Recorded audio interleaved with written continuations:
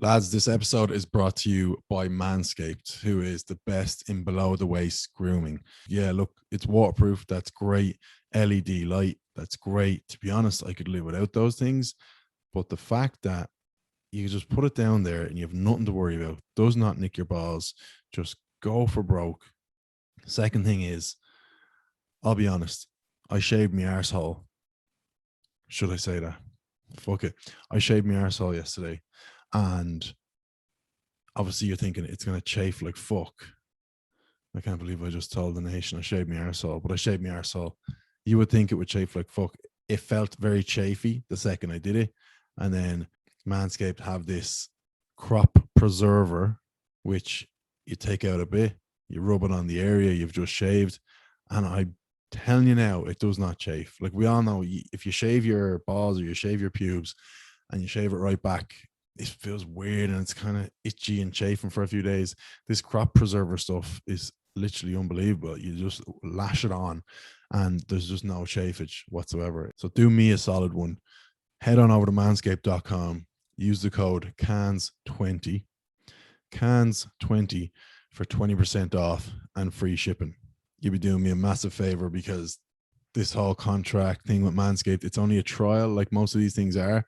So the more you lads that buy and use the code CANS20, the better chance of it being a sort of long-term, decent money kind of thing. Probably can't say too much, but yeah, basically if you use that code, it's not, you're not just buying it from Manscaped, you're genuinely helping me out. So CANS20, get your lawnmower 3.0, get your crop preserver, get it all. Onto the episode.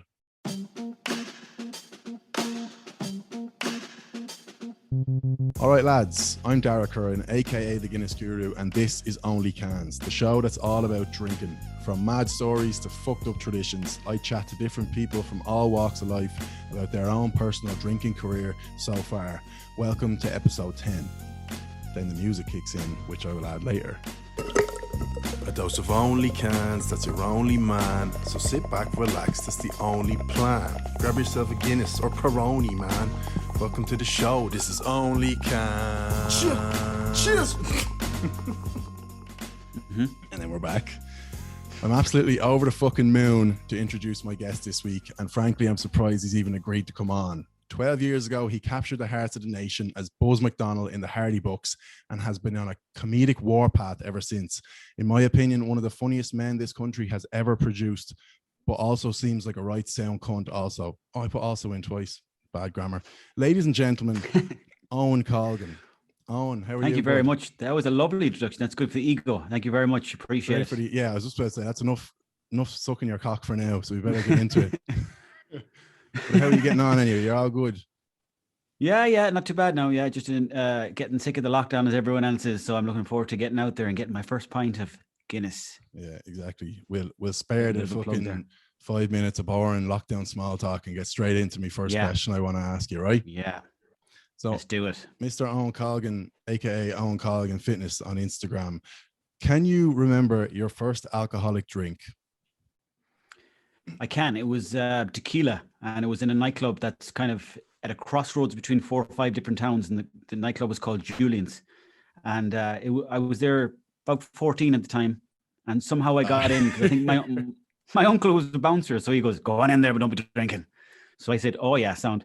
And then Seth and a few mates went in there, and for some reason we thought tequila was the drink to go for, the very first drink to go for. So what we were doing is we were putting salt on our hand, and then we were taking a bit of salt, drinking a shot of tequila, and then eating on the lemon. But then after about 3 or 4 of those, shit hit the fan. And I puked me ring. Holy, usually you would hear the old, "Oh, my old lad gave me a sip of his Guinness," or when we were at Christmas time, or a pint of straight 4 shots of tequila before you ever tried anything else. That's unbelievable. Well, there was like mouthfuls back in the day with uncles and aunties and stuff like that, where when they'd come over to the house, they'd leave a couple of mouthfuls left in the bottle and we'd finish those off. But proper session was probably tequila. I can't believe you got into a nightclub at the age of 14. That's hilarious. There's me thinking I was great, 16, first time in a nightclub. But fucking hell, 2 years ahead of me. It's just that everyone knew everyone, you see. And like, as I said, my uncle was a bouncer and he just goes, "Go on in there." Like, he used to let me in all the time for free. Fuck. And Into fuck there, don't be drinking, you cunt. And sure, everyone knew everyone. So there was the police wouldn't do anything back in them days either. Nowadays, you see, you'd be easier caught out because people would have cameras or whatever. But, when I was in the nightclub, it was probably the late 90s. So nobody was even thinking about recording anything back then. That is fucking brilliant. So there's a lot more illegal stuff going on, maybe. And so next question, kind of leading into that, if you were drinking at around 15 or 16 kind of age, I'm always interested to see with different people, because different people have such different relationships with their parents in terms of being like strict or not giving a fuck. What was the crack with your parents / older siblings? Did they know you were at it? And would they have had any reaction to it, or just turn a blind eye? Well, my mother didn't really like people drinking in the house, because the way like every family has like alcoholics or people who like were bad with the nerves in the family. So my mother like had probably some people on her side, like grandparents and stuff like that liked to drink too much in the house. So she never liked me drinking in the house. And my father didn't care too much as long as I didn't, get steamed. Yeah. And then as well as on top of that, then I had another brother who's older than me, who used to be always getting steamed. And like he'd get like plastic drunk, like, and he'd be getting sick and everything like that. So he took all the heat off me, like, because he'd be coming home and he wouldn't know where he was. That's fucking brilliant. If I only had a few cans, my parents, they didn't mind too much, as long as, because they knew I'd be drinking. There's it's inevitable, like in the countryside, or I'm sure it's the same in the city. I think it's inevitable anywhere. That's why I'm always interested to hear, because 9 out of 10 people are drinking at kind of that, at least by like, now you were at 14, a bit of a mad cunt, but at least by 16, 17, 9 out of 10 people were drinking. And it's kind of always interesting to hear, like, were the parents just oblivious? Like, if I had kids and they're 16, surely I'm thinking, he's out drinking. Do you know what I mean? So it's, you'd know well, yeah.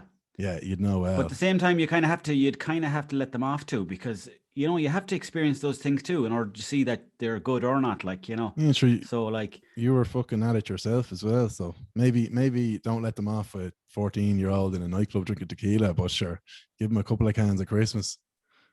I mean, that's going to seem as well, like a couple of cans at 14 is going to seem so naive compared to what these new children are going to be up to, new children or whatever. But you know what I mean? Like, they'll probably be having sex with robots.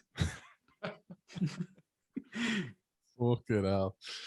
And were you drinking in a field kind of young fella? I presume there was plenty of fields around you, or were you kind of back of the shed, or what? Mostly you go into Swinford town, and like some lad would have an older brother that would get us cans, and then we'd just sit around the school, or we'd go down a couple of alleyways, or if there's a park in the town there, we'd go into the park and we'd just hang around and just stand there. And as well as that, we used to go to this nightclub called the N17. It's like a teenage disco, but like it was like 5 kilometers away from the town where we get picked up. So we'd all have a few naggins on the bus journey over there. Right job. So that's kind of like where we did our session, and then like you'd be kind of high for the rest of the night then. Unreal stuff. Yeah. Can you describe the best session you've ever been on? It's a big ask to describe it, but what comes to mind on? I was thinking about it today, because there's been a lot of good ones. A lot, when you're on holidays, especially, it's nice when it's sunny and you've got like you feel like you're in good shape. They always seem like good sessions. But there was a time in Galway where I'd say for the guts of 20 or 30 days in a row, it was sunny, and I was living there with a few lads from the Hardy Books, the Boo, and Eddie Durkin. So we were all kind of living together in the same house, and we were hanging out with a few other lads that we had just recently met, like on the building sites and the different things. So, and was it? We just stupid question maybe, but it wasn't the house you were filming in, was it? No. This was in Galway. We were living in Galway, and we were living down by the Spanish Arch. So when we were living down with Spanish Arch, that Spanish Arch area, like, is where everyone who's kind of young hangs out, and they have cans and play frisbee, and there's tourists knocking around, and there's people coming in, there's poets, there's like gypsies, there's all kinds of people knocking around. So it was just an eclectic mix of headers. So for like a good summer, there must have been about 20 sessions in a row where Eddie Durkin, he had a boom box and he had like a microphone. So we were all just like singing on the street, and it felt like a carnival of crack for a whole summer. I was about, I'd say 20, 21 maybe. This was just right before Hardy Books, the year or two before Hardy Books kicked off. That's when that's probably when I had my best session days.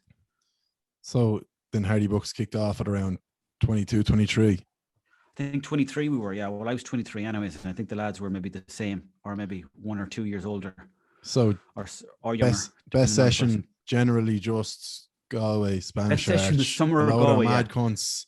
So it's probably what, 2000 and something? I'd say it was 2007, maybe 2008, yeah. But there was just a load of headers, like people, like I come from a very small village in Mayo, so I didn't really know that many people growing up, and it was mostly people from the local area I knew. Yeah. So when I went to Galway, that's when I was kind of opened up to the whole world of people, like, and I used to be down the Spanish Arch and be people playing frisbee, drinking cans, and having a few smokes. And I used to play football with this Somalian fella, and we'd go on the session, then we'd kick a ball around for a while, then we'd just go on a session. And then Eddie Durkin would turn up out of one road, and then the boo would come down another road, and one of them would have a box of fags, the other one would have, I don't know, whatever else, like a nodja hash. And then the party would just take off from there. And I remember I've got very fond memories of those times, and especially didn't really have many hangovers in those days too. No, fuck that. But it's, you weren't even aware of the fear. I noticed there, it's nice to hear you kind of refer to the lads, like, because obviously I'm sure you do a shitload of podcasts and everyone wants to talk about Hardy Books. And when I was doing the prep, you don't every fucking question just be Hardy Books, Hardy Books, Hardy Books. But it's nice to hear you referring to the lads as Eddie Durkin and the Boo. You clearly, you don't have this sort of, you never be a resentment, but you know what I mean? Like, you're just, it's like, that's who we are. That's the lads. Do you know what I mean? Oh yeah, definitely. Yeah. Like that's, I have to, not have to do anything, but like they're the boys that we've hung out with all my life. So it's kind of like, the Hardy Books was just an extension of that. Like, but yeah, we were having crack before that, during it, and still are, like, so. And then I presume one of you has had an interest in fucking videography or something, and someone just said, "Well, Eddie Durkin, we're gas cunts. Let's film this." Well, it wasn't so much that we thought that, but like myself and the Boo, we were daft cunts, and then Eddie Durkin had the vision of like maybe he had the big ideas. Like, he'd be going around to people in Galway, and he'd be going over talking to people, and he'd be chatting up people on the street. Remember one time we were in Tesco, like myself and himself, and we were buying like some cheap bottles or something, and there was like 2 German girls in the shop in Tesco, like, and he was like, "Let's go over and talk to these girls, see what they're up to for the night." And I was like, "Oh, I don't know." With his big mangled accent, a lot of people don't know. Exactly. He's actually, was he born in England? Born in Liverpool, yeah, but like he's got a kind of mixture of a Mayo Liverpool bro, like, so. Yeah, it's brilliant. It's exactly, yeah. But and then like we just he had this like big visions all the time of like, let's go over to these people and talk to these people. But like he had this wild kind of character that anytime you'd see him in Galway, like he was he was a good man to see around the place, a great man for the parties and stuff like that. So that's kind of like, I've got very fond memories of hanging out with him in Galway, and the Boo as well. Yeah. And French Toast, obviously. Oh, fucking hell. What a bunch of gas cunts. But would you then, like, in terms of drinking, because very much like Harry Books, a lot of it is just a lot of lads sitting around kind of drinking cans. And but like when you were filming, like, what was the level of, I'm sure it got, would I be right in saying RTE got involved early enough, but before that it was just thrown up on YouTube? Like, what was the level of production value when, like, I just went back to look at it there 12 years ago it was. What was it like then? Well, it was like just Sony handheld cameras, like, and dodgy enough microphones and stuff like that. And that kind of added to the appeal, because at the time you were looking at it probably thinking, I don't know if these lads are making this up or not, or is it real? And like, we didn't even know ourselves when we were in it. We're like, oh, I don't know if we're pissheads or are we actually acting here. But we used to always have a few drinks when we were on camera, because that relaxed us more than anything, like, because we're not actors, we weren't at the time anyway, or we didn't think we were, but the few drinks helped us. But then we'd get to a point where maybe we might be too steamed, and then we'd have to just stop recording. That's what I was thinking. Throw the camera there, and then continue. Like, throw the camera down, session on, wake up the next day, right? How much did we actually get filmed?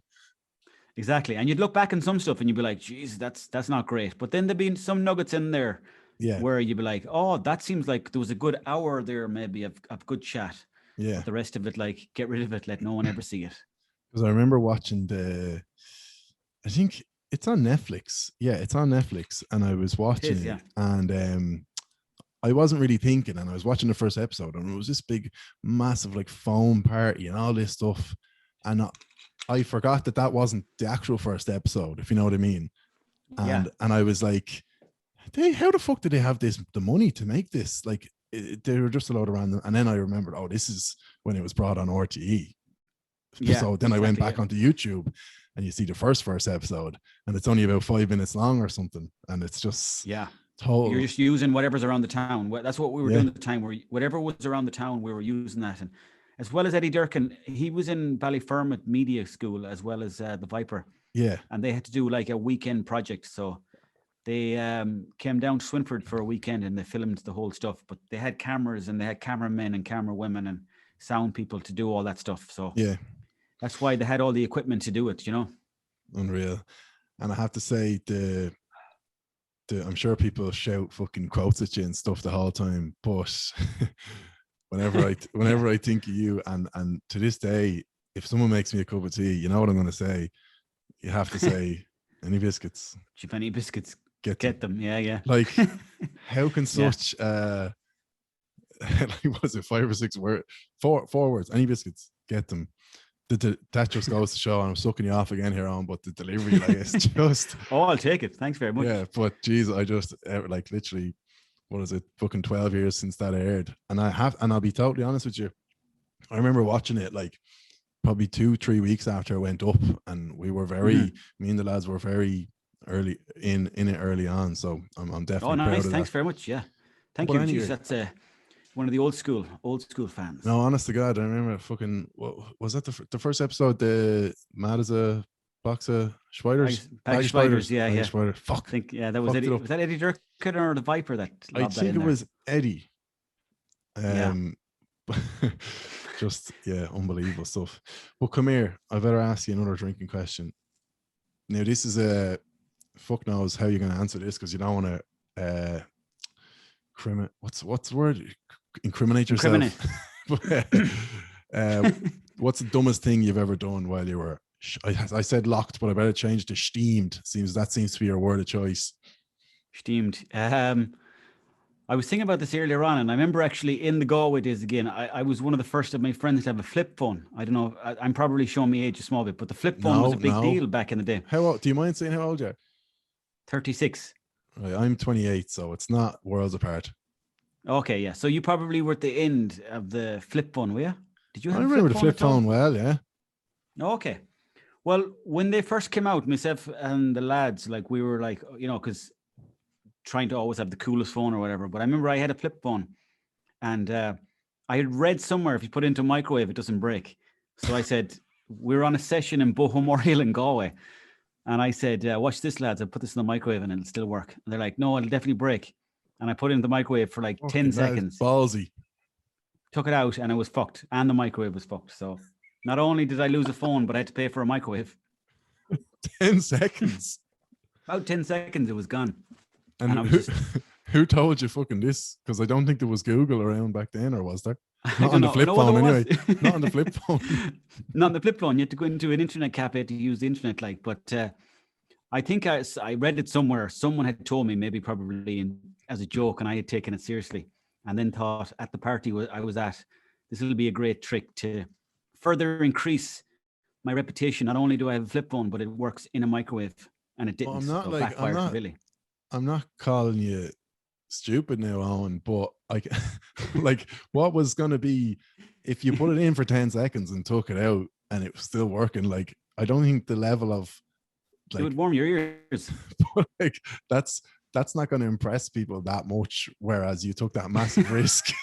You know what I mean? Like, exactly. Like, that's look the at thing, my phone, you know, it's warm and you can warm your ears. Some girl is like, okay, cool, but like, to take that risk. That's the thing. There was no payoff for what I did, you know, except there was the massive loss on my side. So I never really recovered from that. And especially at that age, I'm sure that bill, you were paying that bill for a while. I was, yeah. I think the phone was 120 quid, but I was fucked for like a long time, and I had to pay for the microwave, as I said, and reputation down the drain. So that cost me about $1,000 in total to build the whole lot up again. 500 in worth of reputation. 500 worth in reputation, just slipping money into lads' pockets, going, please, lad, please don't lose respect. I should preface the dumbest drunk thing ever question with a kind of no judgment disclaimer. So I'm sorry for judging you on. That's fine. I don't mind at all. What was your biggest mistake that you made on the sauce? Oh, geez, you're throwing it back at me. I've nothing. Fuck. In terms of dumbest moments, I've done a lot of pissing while drunk in my drinking career, and there was a time where I was in a hostel in. I've told a couple of pissing stories. I'll tell a different one now. I was in a hostel in New Zealand, and first night there, and this poor little Asian fella was in the bed below me, and I never pissed the bed. I did it once, but I'd get up and I'd just piss. I'd whip her out and just piss to my heart's content, even if there's a toilet next door. And I pissed all over this poor lad's bag, and oh no, just not even funny, is it? Like, it's just grim. What did he say to you? He said nothing. That was the worst part about it, because obviously he was only a small lad, and I'm a fairly big fella, and I think he complained or something, but he didn't. He moved room. He never said that, and I found him then, and I think I gave him. I should have given him more, but I think I gave him like 50 or 60 quid or something, just to be like, look, I'm sorry about that. And he was just like, oh, no, he didn't want nothing to do with it. He was like, no, that's fine, it's fine. Took the money, but sure, 50 quid when you're backpacking is a lot. So it was he more must so. have thought you were a lunatic. He must have thought like you were doing that regularly if you were just getting out money. Yeah, just like a laundry token, laundry voucher for 50 quid. It's not the first time. Here, take 50 quid. You just rip it out of a book. So you're into a draw. Yeah, I'm sure I could think of some stupider shit, but just in like the worst part about that is that wasn't up to me. I just I call it sleep pissing, like sleepwalking. Just get up and go for it. So at least you throwing the phone in the microwave was, although under the influence, was kind of your choice. But anyway. Yeah. Can you describe, not really like your worst ever hangover, but I suppose what comes to mind when I say to you like worst ever hangover, or kind of shittest or biggest fear you've ever had, or something like that? Well, again, going back to like the likes of Eddie Durkin, I never really knew about the fear. Like, I'd never had a hangover, never really felt like, oh Jesus, my career, or what am I doing with my life? Until Eddie Durkin, he'd be waking up in the morning going, oh, I've got the fear, and I'd be like, what the hell is that? And then I started slowly getting the fear. And wait, so you're telling me you never had a hangover until what, 2021? Never had a hangover till maybe even further into it, like 22, 23. I never, like, I had a hangover, but it was more physical than emotional than mental. You know, I was never like, oh, what am I doing with my life? Oh, but then, so you did. Well, I'd be the same now. Like, it's only when you get into the 20s that you start contemplating your life every Sunday. But you did. So yeah, you did have the physical, obviously the tiredness, the sickness, and the headaches. Yeah. Well, you know, I only had a bit of tiredness. I never got sick or anything like that after a session. Like, I rarely would get sick, unless of course I mixed up the beer and the wine with everything else. Like, but the worst hangover I ever had was I had a friend, and he was my like best friend from national school. He was gone away on holidays for like a long time well, actually, no, he was living abroad for like a long time.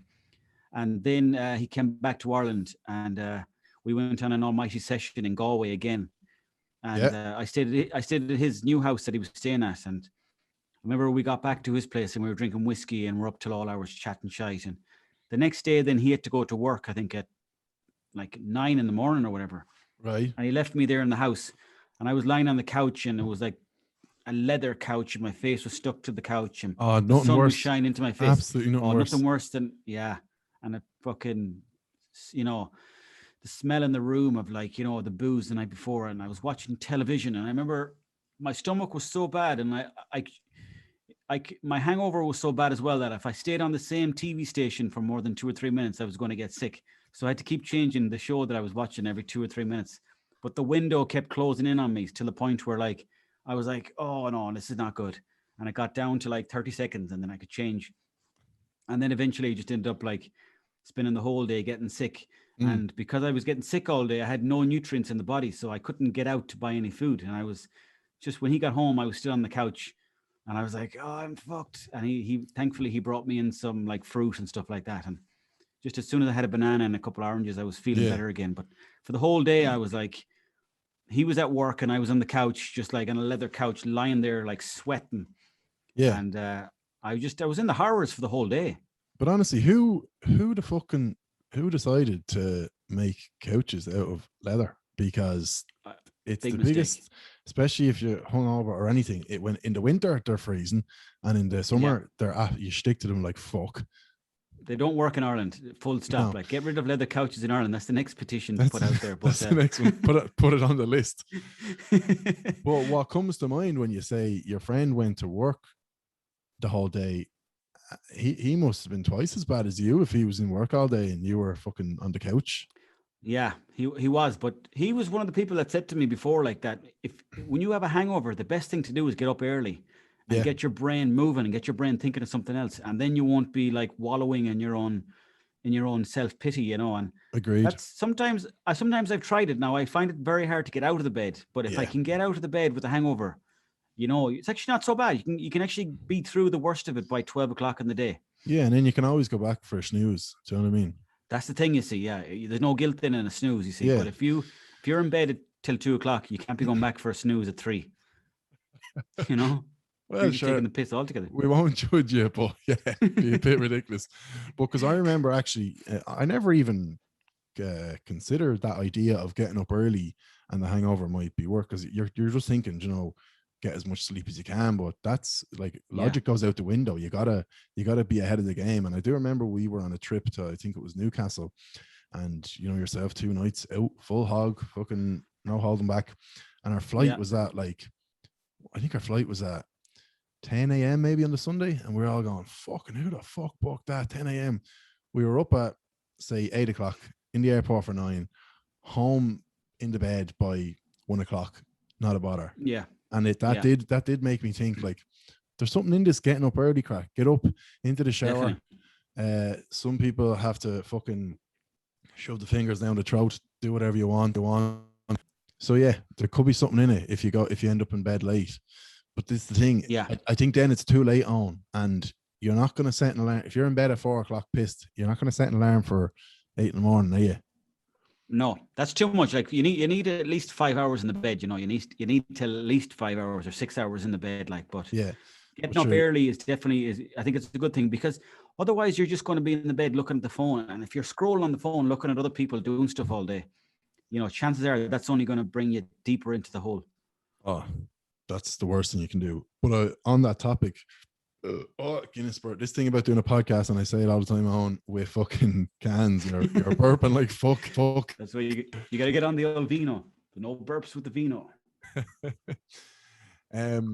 But yeah, speaking of hangovers, do you have any sort of a hangover cure, any sort of special remedy, or do you? I had Bernard Casey on the last podcast, and he just said, when I die, and I just let it take its course. But have you any sort of tips and tricks? A man like you's been on a few sessions, I'd say. So oh yeah, I'd say that's a good one though. Like Bernard, what he just kind of goes through the pain of the hangover.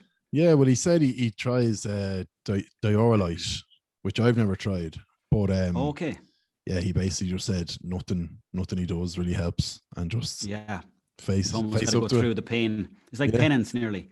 I only discovered recently that like lettuce is good. If you have like a load of lettuce before you go to bed. I know it doesn't sound the nicest thing in the world to have, but before bed, just before bed, if you have a load of lettuce over the course of the night, the lettuce will, like, there's loads of water in it, like, so apparently that's good for the hangover. And I did try it during lockdown. I had a head of lettuce, and I tried it. Next morning I woke up and I had a fair amount to drink, and I was not so bad at all, actually. I was fully functional the next day. So if you can get a bit of lettuce into you, I think it'll definitely help the hangover. So but you wanted basically an excuse to get pissed, but you covered it up as, no, this is an experiment. Exactly. I heard this thing about lettuce, and I have to figure it out for my fans. So I have to go on a full session. I'm gonna get steaming and a neck ahead lettuce. Exactly, but definitely try it. Slice up a bit of lettuce when you get home. Obviously, like, you know, don't be doing it before then, because it's not the worst idea. Because if you ask me, I don't really like lettuce, but if you ask me to eat lettuce drunk, I do it no problem. But if you ask me to eat lettuce, I thought you were going to say, you know, get up early and eat some lettuce, and that's just too much to ask, because Yeah. eating lettuce It's in the too morning. late then, you see. It's Yeah. it's too late in the morning. If the hangover's already kicked in, Yeah. you're not going to catch it. Like, but Yeah. if you can get there before it gets to you, Yeah. Do you know what I'm learning it's on? like a race. I'm learning that as the more people I talk to about hangovers, it's all about once you've gone to sleep, game over, too late. Nothing you do the next day will help. There are like fucking Powerade, all that shit, all bollocks. It's all in the night before. So if you can, I used to do it like before I'd go out, I'd make sure there was water and maybe a couple of Panadol or something beside the nightstand, and then just before bed, fucking do that. But yeah, I think it's all in the prep. So to avoid the hangover, lads, it's all in the night before. But the thing is, the night before, I think the people have the problem with it, and I know I do as well, is that when you start eating stuff like lettuce, you're sort of saying to yourself, the session is now finished. It's time to go. And that's not a great feeling, because I hate the feeling of a session ending. Like, it's like, oh no, I thought this was going to go on forever. Like, so it's a bit annoying in that sense. Absolutely. And that's the thing, like the time that you'll do the lettuce and the time you'll do the water and the whatever the night before is probably not a major session. You've probably gone and had maybe 7 or 8 pints and you thought, well, I don't want to be bad tomorrow, so I'll eat me lettuce. But if you've had an absolute rager of a session, the chances are the session is ending whenever you fall asleep on the couch, on the floor, or in the bed, and you're not fucking looking for the lettuce at that stage. Do you know what I mean? No, you're not thinking about lettuce. It's the furthest thing away from your mind, and you're just thinking, I want to get to sleep. Yeah. But guarantee you, try it, Dara. It's a groundbreaker. A load of lettuce, and then when you're cutting into lettuce, then you might throw a couple of tomatoes into it too, and make yourself a full salad. Getting fancy now, and then few bacon of those little what are those squares called? The little bread squares. Crumpets. Croutons. Crumpets. Maybe it's crumpets. I think crouton. I think you're right. And then throw your battered sausage in that you got in the chipper on the way home. Exactly. Just stick it into a blender. Blend the lot down the hatch. Then you'll be lovely for the next day. You definitely get sick then. Anyway, you get sick up all the drink. It's funny, when people have a full session and they always like blame the food at the end of the night. They're like, I think I had a bad burger. Yeah. But it's not the 12 pints that they had before it. It's funny. I have to kind of call myself out here. When I was in Thailand, I was absolutely fucked the next day. I thought I had food poisoning, and the lads still to this day, they don't let me away with it. They say, no, you're just soft. Okay. Nothing to do with the 500 buckets of fucking chow hang. Oh, they serve it in buckets over that way, do they? Yeah, nothing to do with the 10 buckets you had last night drinking for 15 hours.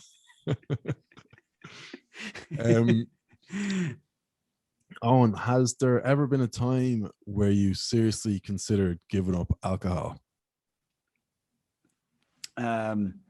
There has been many a time where I've considered giving up. When I'm on the road doing gigs and stuff like that, normally like before the gig, I'll have a few drinks, because I'd be like, ooh, there's a gig on tonight. And I'd be kind of like semi-nervous and semi sort of like fearful. And then after the gig, then there'll be such relief that I'll have a few more, you see, and then it'll turn into a session. So probably the last time I said I was truly going to give it up was when I was finished with the last tour. I had drank so much in so many different places that I thought, I can't keep doing this. This is too much drink. This is, I don't care what way I spin this. I'm on the road to becoming a real sauce monster. So I gave it up then for about a month, and I felt unbelievable. But were you still gigging for that month? No. For the following month, I was in rehab. Yeah. Well, no, I wasn't in rehab, but I was kind of in like my own personal lockdown, where I was like, if I go into town, if I meet anybody, don't stop and talk to them, because it'll end up in a session, because you always forget. You keep forgetting. That's the problem with everybody, and myself included.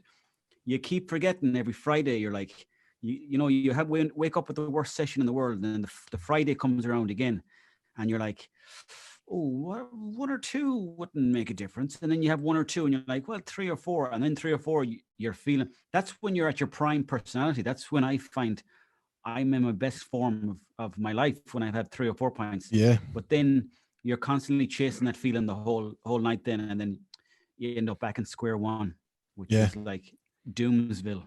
I know, yeah. And I find that as well, what you said about like the kind of your bollocks on say the Sunday and then Friday comes around again. And it's crazy how within 5 days your attitude can change so much. I find that with trips, it's exaggerated even more, because you get home from a trip and you're literally like, oh my God, I don't want to see any of these lads for the rest of my life. I'm sick of all of them. I don't want to drink ever again. And then you could be on, and then like say 3 months later, it's the next fucking stag do, and the Friday comes and you have never been more excited in your entire life. And you know you're going to have the same crack on the Sunday, but you just don't give up. Have you been on many stag do's away? I've actually only, in terms of stag do's, I've only been on 2, but I've been on a few rugby trips. I would have played rugby up until a while ago. So yeah, the rugby trips would be, to be honest, to be very similar to a stag trip. What about you? Have you been on many stags? I've been on probably more. I don't think I've ever been on a stag abroad, but I've been on a few across Ireland. There was one in Cork. I was working in Lifestyle Sports again in Galway, and the manager was getting married to some woman from Cork, so he said he'd have the stag do down in Cork. Yeah, and it turned into a fair old big session down there. Yeah, but they're good old fun. But by day 3 or day 4, you're happy to get out of there as well. Everyone's kind of sick of each other at that point, I think. You really are. Like they're your best mates, and you know each other. You know you love them again soon. Oh yeah, but it's a memory forever. There's a bond there. Every time you see them again, you find yourself talking about those nights out. But at the end of 3 or 4 days of hanging out with anyone, including drink, because you're just kind of sick of them. You're just sitting on that fucking bus back or whatever it is, looking around, and it's always the same 3 or 4 lads who are just like, every group has those couple of lads that just never stop talking. And by the 3rd or 4th day, you're on the bus home, they're still shouting, having the crack, and you're just thinking, holy fuck, would you ever shut the fuck up? And you can't say it because then you look like you're shy crack. Exactly. Yeah. You just got to go along with it. So that involves more drinking on top of it, because you just want to fit in, There was actually a time before where myself and the lads, French toast and the boo, we were doing some lad got on to me and he said, would you come to the stag do? It was like a job. And I was like, oh, tell me more, what's going on? And he goes, Bally, what's that place? Carrick-on-Shannon. Yeah. He said, yourself, French toast and the boo. I can't get their details, but would the 3 come on a stag do? And we'll give you a few £100 and we'll just pay you to go on the session. So in my mind, I was like, that sounds so easy. Yeah. To go on a session with a load of lads. It sounds so easy to just do that. But he said, right, what we'll do is you'll be out pretending to be hitching a lift on the road towards Carrick-on-Shannon. Oh, we'll come by on the stag bus and we'll pick you up. So he picked up myself and the boo. French toast hadn't arrived yet. He was like the sort of coming in later on. Oh, like on a got on the bus, coming on last minute just to score take all the glory, which he did. He was the only one sober at the end of the night, and he ended up being the only one that got the hop. But anyways, got the hop. He got the old fucking, yourself. But the hop bean. He was. We were on the bus anyways, and then everyone was like, "Way!" And then we were getting cans passed to us because everyone was on a stag do, Yeah. And then we went down to the first pub. We did a pub crawl. I'd say about 40 minutes into it, I was like, "This was a very bad idea," because there was those Jaeger bombs, those Red Bull and the thing you drop into it. Oh, I know them well. Drinking them 20 minutes into meeting the lads, and I'd say about 45 minutes to an hour into it, I was like, I'm not feeling good already. I don't know how I'm going to survive another 4 hours of this. So yeah, because everyone was kind of looking at us as if to say, come on, you're meant to be drinking. It's a very strange concept, and I suppose there's probably a reason why you don't hear of people doing it too often, because you're technically working, so you're on a job, you're trying to be a somewhat professional, but they're asking you to come and get pissed with them, and if you just get pissed, then you could just fall asleep in the corner and they're going to want their money back. So it's a tough, tough gig. We did another one before. Speaking of falling asleep in the corner, we did another one before, myself and Salmon, and it was in Dublin. Some lad had paid us to go on a stag do, and This was after I had done the one in Carrick-on-Shannon, so I knew what was happening. I was like, okay, you kind of have to act. It's like actually performance. So we were like, having a few beers, but I was really pacing myself. But Salmon didn't pace himself at all. So like about 2 hours into the night, Salmon just fell asleep, and he was asleep then for the rest of the night. So every time we went to a club, we were just carrying Salmon to the next bar, and he was like in one of the chairs in the middle of all the lads having asleep. So he pretty much got paid to sleep with other men watching him. I could think of worse things. But it's funny you mentioned Salmon. I actually was listening to him on it was a podcast you did and I did and Salmon did, the Ireland and Beyond with Big Paddy. Oh yeah. And Salmon was on it with the other two boys, the 3 books left, and I had always, I'll be honest, I nearly think he was my favorite character in the whole thing, because it was just so odd, and it was nice to hear that he's actually now still that very sort of dry, slow wit, but he's not as dry and slow as he comes across in the show. Yeah, he's like, he plays the character down to a T, like, but he's got like a similar kind of humor in real life as well. Very similar, just a little bit more on the ball, I would say. Exactly, definitely, yeah. He's a funny lad to hang out with, like, and it's funny because the more pints that we all have, the more we sort of slowly morph into our own characters from the show. Like, so if you're hanging out with Salmon for a while, you have a few pints with him, he'll slowly turn into Salmon from the show. Yeah, because like talking to you, it's like in terms of accent and dialect and stuff, it's fairly buzzed, to be fair, but it's just that sort of you would probably just have your head screwed on a bit more than Buzz would, if you know what I mean. Yeah, exactly. Yeah. And as well, like if you're doing podcasts all the time and you're listening to your own voice on different streams, you're kind of like, oh, maybe I'm not talking very clearly, or maybe, I need to kind of say my words a bit clearer. So yeah, I definitely do sound like Buzz, because I mean, both of us have thick Mayo accents, but I'm a slight bit more clued in than him. Slightly. Not too much though. Just a little bit. Just like, what, 7%? I was going to say 1%. We give you 7. You bad bastard, you. Well, come here to me. Can you pick 3 other Hardy books to go on a session with, and why? Well, I'd pick Eddie Durkin for the reasons I gave before. Like, he's a party maniac and he draws in a crowd. Yeah. I'd pick French Toast, because he's got some of the best stories you'll ever come across. And like, stories that he, like, you listening to them and you're like, geez, that's nuts that he went that far, or whatever. Like, hanging out with different randomers that you'd never suspect he'd be hanging out with.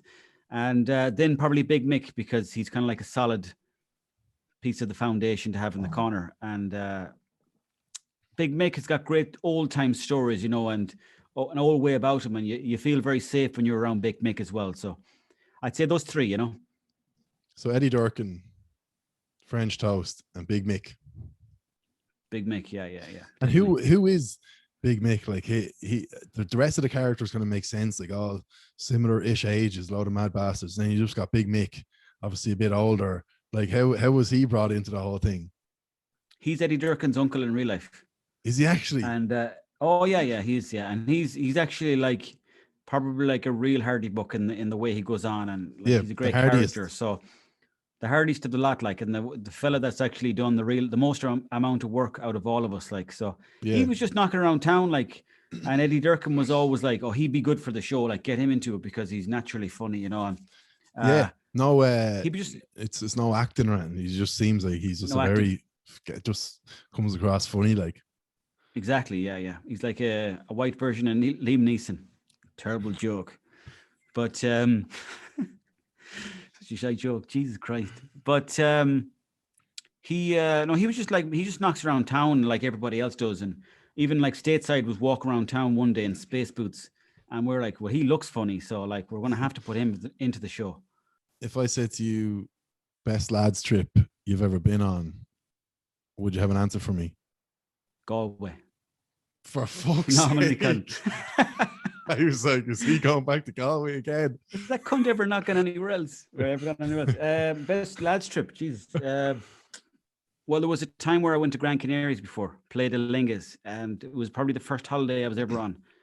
And I Was it went a over with like a 6 year holiday kind of job or college or something? Or no, it was actually in between leaving cert and whatever everyone else was doing, going to college or whatever. And we all went, no, sorry, it was actually, I think it might have been actually the beginning of leaving cert, but it wasn't through school. And myself and 5 other lads went over to play the Lingas. And, beginning of the you know, leaving cert? I think it was the beginning of the leaving cert, or maybe it was 50 year before that, like, because I don't think my parents would have let me go during the leaving cert year. But again, nobody really cared about Oh, the leaving cert back in the I day. thought you meant like first The day of the leaving. cert. We're fucked off. I'm off. Gran Canaria. I'm heading off. This is bad timing. I'll do it remotely. I'll do it over a flip phone. Yeah. But we headed over to play the Lingas anyways in Gran Canaries, and that was probably one of the most memorable holidays I've ever had, because it was just like to get abroad, and it was like the first sun holiday I'd ever been on with the lads, and you know, loads of lads from school, loads of mates, and you know, we were kind of like mixing with like foreigners, and you know, we're all on the pull at the same time. We're all single trying to pull. Yeah. So, you know, we all like had great experiences throughout the whole holiday, like, you know. How? Because I had my. Do you know the term 6 year holiday? I feel like you don't. No, I never heard that. No. Did you not? I wonder, is that like a no? What was it exactly? After you do your leaving cert, you go on a holiday with the lads. Okay. No, we never did that. That's not a tradition down the west here. Down in the west. Yeah, it's just mad. You grow up with something, you just presume like that's what everyone does until you hear it. And what did you do? So everyone would leave school, and what do you go the first week after the leaving cert? No, it could be any time between finishing your leaving cert and the start of college, or you'd go say July or August. You'd get all your mates. We had 20 of us. We went to Tenerife for 2 weeks and just drink every day. And like, I know my brother did the same. Most other lads that I knew were doing the same around the area, but maybe because you and some of your pals maybe might have been from slightly different towns and stuff, whereas we were 20 of us were from the one town, and it was into a bus, Dublin Airport, 20 minutes away, off you go. Do you know what I mean? Yeah, nice. That's funny. That's funny that you don't know the term 6 year holiday. I must be I've had a very sheltered life. Well, we had like holidays away during school, like, but there was we don't have the term 6 year holiday. Yeah, as far as I know, it's obviously not organized by the school, if you know what I mean. But yeah, it's just the term you get because like after 6th year. So does everyone like in the east of Ireland kind of go on those 6 year holidays? I would have thought now, like, if you're listening, lads, let us know, because I definitely thought it was a tradition, and that was one of the things about COVID that I felt very bad, because thing is, Owen, everyone has gone on about the grannies and granddads and the 90-year-olds and the 8-year-olds and all, and obviously you feel for them because they're lonely, but I really feel for the lads who have just done the leaving cert. They obviously had to do it fucking whatever way they did it, and they couldn't go on their 6 year holiday. That's because that was one of probably the best holiday of my life. And these lads, and it's not the same if you go after the first year of college or whatever. For me, it's just you're 18, you're absolutely fresh. There's not going to be an ounce of a hangover. You can drink for 2 weeks straight. We used to get the fucking big bottle of 7-Up, and you'd cut the top off with a scissors, like a 2-liter bottle, and you just dunk a liter of Jägermeister in it and a big straw, and that was you set for the night. Oh no, fuck. Every night. I'm probably trying to sound hard now, but pretty much like, yeah. Do you know yourself, first few days you're drinking like Heineken, and then after that you wake up and you're like, right, straight onto the old Jägermeister. But I probably sound like I'm being a hard man, but yeah, I'll have to do a bit. I'll do an Instagram poll. I find them great to find out anything. So I'll say, did you go on a 6 year holiday, or more so, have you ever heard of the term 6 year holiday? And also, if you don't mind asking people about bushing, I don't know do you know what bushing is? Like, I don't, right. I'm going to use the term but it's an offensive term, knacker drinking, but I don't mean it in an offensive way, but do you mean drinking in fields? I mean drinking in fields. Yeah. But apparently I was told that in different parts of the country, it means taking off your underwear halfway through the night or something like that, or like you're going out bushing, you're not wearing underwear tonight, I've never heard of bushing. showing your bush. Okay, maybe then it's something that someone But tricked me again. but It's the you, same fella that told me about the flip phone. but for you, bushing is drinking in fields. Yeah, and Yeah. alleyways and Yeah. people's back garden. Yeah, Basically underage drinking. yeah, exactly. And okay, I 'Cause- thought it was different. I thought it was different out the east there. I Yeah. thought it was something to do with when you're going on a session, you're not wearing any underwear, so you're kind of suggesting to people that I'm up for it, men or women. Just I to would cover all have bases. said going commando, but bushing. Commando. Yeah, that would have been handier. I But can't I thought ima- people had, So you say, assumed the word right, bushing. lads, I'm heading out tonight. I'm expecting a quick ride. I'm going bushing. Exactly. I've got no jocks on. Just handy. Oh, Time brilliant. saver. Right, last question on, and then I've got a bit of quick fire, and I'll let you go. All right. Yeah. So, not really a question, but can you close your eyes and walk me through your first day back in the pub when they reopen fully? He actually has his eyes closed. I walk into the pub and I'm wearing a nice shirt, checkered shirt, and I've got a nice haircut and I'm wearing nice pants. And I've had a good calorie intake for the week. And I've got about 500 calories to play with. In the left-hand corner of me, there's a trad band, and they're just beginning their session. They're there for the night. Oh, They're locals. They're staying upstairs. On the right-hand side, there's a fire burning, and your man is just throwing an extra bucket of coal into the fire. I walk up to the bar, make a beeline for the bar. The woman behind the counter walks over to me, and she goes, "Guinness?" I say, "Yes, please." "This one's on the house." I was like, "What's that about?" She goes, "We're all trying our best." She pants me over a pack of crisps. She goes, "Do you want a pack of scampi fries?" I'll say, "Yes, please." And I scull a pack of scampi fries. And then there's a girl in the corner going, "That was nice." And then I walk over to her. Turns out she's from Barbados. And we get chatting. And we've experienced the same things during lockdown. Creative. What's the word I'm looking for? Creative. What's the writer's word? block. Writer's block. There you go. And then we connect on the level of writer's block. And then we say, you know what, let's get out of here after we have our 10th pint. We'll go home and make love. And we're like, She's nice to have the pubs open again. This Barbadian woman is drinking 10 pints of Guinness with you. Yeah, because in Barbados, they love the Guinness. Barbadian, is that the word? I love it. I couldn't be sure. I'm probably wrong. But that'd be it, really, pretty much. But there'd be a lot of stuff in between where, like, there's games of pool going on, there's lads coming in that you haven't seen in years.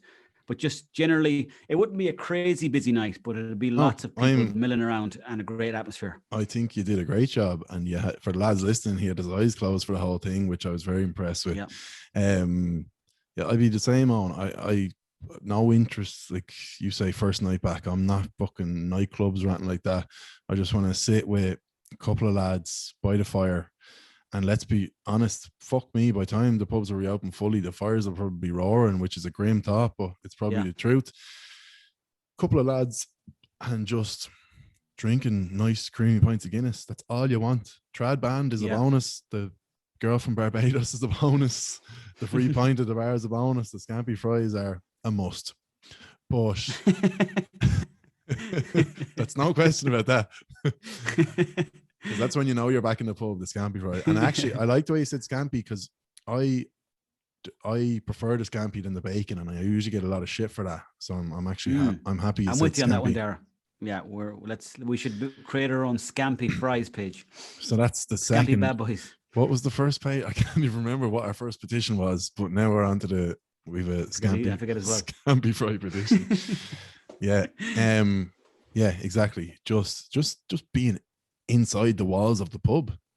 Yeah. Everything else definitely is a bonus. can't wait. Yeah. Just like the atmosphere, and like I think people, you know, when you don't get something for a while, like you don't really you appreciate it a lot more. So I think people they'll appreciate everything, like the freedom of being able to walk around the place and being in a pub around people. It'll just seem like a huge novelty. Certainly for the first week anyway. And we had it for a bit over the summer, but it was this crack of 10 o'clock, you have to go home, and it was awkward. Yeah, just once we can go to a pub and the closing time is back to normal and all, then oh my God, unbelievable. We'll close our eyes and dream on. Last question for you, Owen Colgan. Fill in the blank. You are a blank drunk. I am a lazy drunk. As in, like, sleepy, or you just don't give a fuck, or what?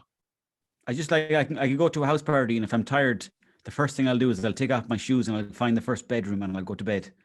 And I don't care whose house it is. And it's not probably a good thing to do, but that's what I do. That's what you Because do. when I'm tired, I just get so lazy, and I'm like, if someone's talking to me and I'm really drunk, Yeah. I just have to walk away. I can't. Yeah. I don't have the energy levels to Kinda like continue the chat.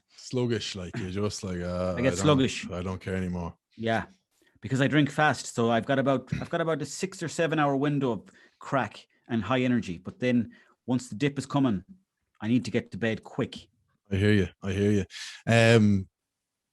That's it, Owen. Absolutely brilliant. I've really enjoyed that, lads. If you want to, I presume most people listening to this will already be following you, but Owen Colgan Fitness on Instagram. Anything else you want to plug on? Go for it. Owen_Colgan on Twitch. I'm going to become the world's next top Twitcher. So please do check it out. And also check out my Patreon if you like podcasts as well. I'm on there as well. So, but Owen, yeah, honestly, I think you're an absolute gas cunt. And yeah, obviously the lockdowns and stuff haven't helped anyone in the sort of creative zone, but I hope to God once you can get back doing your tours and making videos that videos that aren't just in the gaff, but making proper videos. I wish you all the best, and I hope to see you just keep getting more and more successful, because I think you're a gas cunt. Thank you very much, Dara, and I'm looking forward to meeting you IRL for a pint and having the crack. IRL, not IRA, IRL. That's what they say in Twitch, IRL. So we'll go for that one. I was like, where's he going with this? Oh, absolute pleasure. Thanks for listening, lads. See you next week. Take care. Jabless.